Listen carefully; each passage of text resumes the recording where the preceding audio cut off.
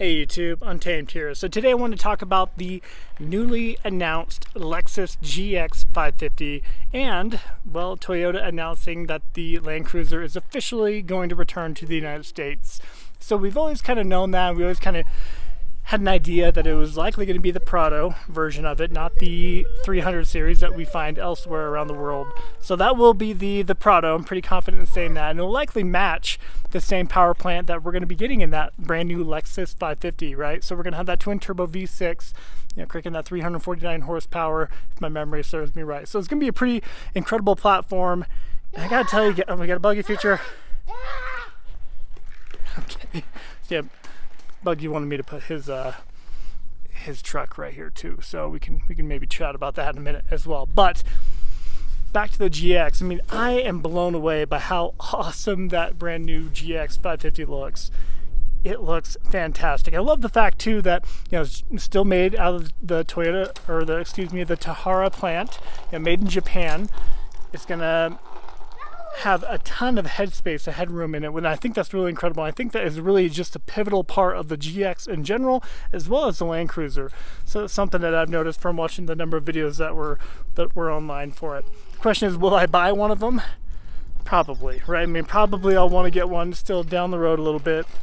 And number one goal is to sell that and try to get that shop built over there. So I still want to make that my first step.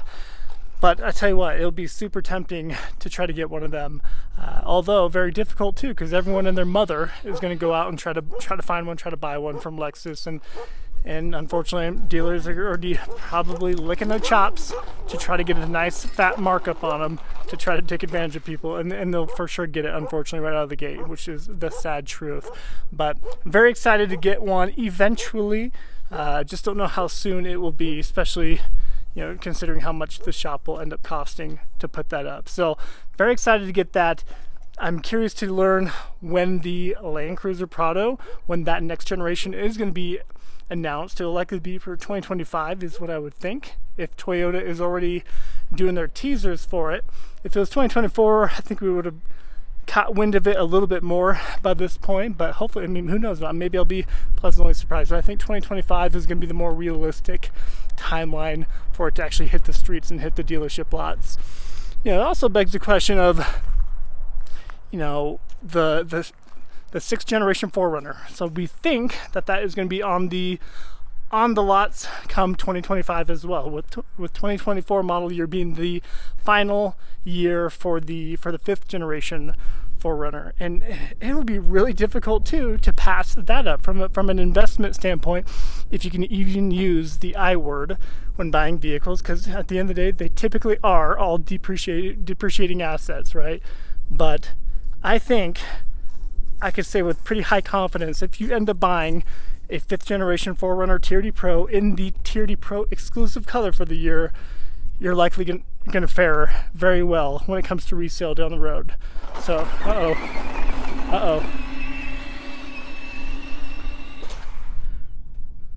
okay, so I really do think that fifth generation 4Runner TRD Pro, if you do get that final year in the TRD Pro exclusive color, no matter what it is, it'll hold value extremely well.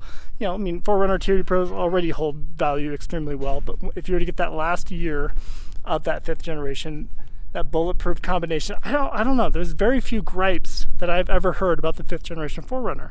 Although, could it have a little bit more tech? Perhaps. Yeah, we're seeing that with the new GX and the new Tundra TRD Pro, Sequoia TRD Pro, the giant 14-inch infotainment. There's a ton more tech, but having owned the new Tundra TRD Pro and the new Sequoia TRD Pro, I find myself actually longing for it and wanting that simplistic fifth generation 4Runner over that. There's no complications to the engine, there's no turbos, there's no battery pack strapped underneath the rear seats. There's no complications to it, and you just really have perfect peace of mind.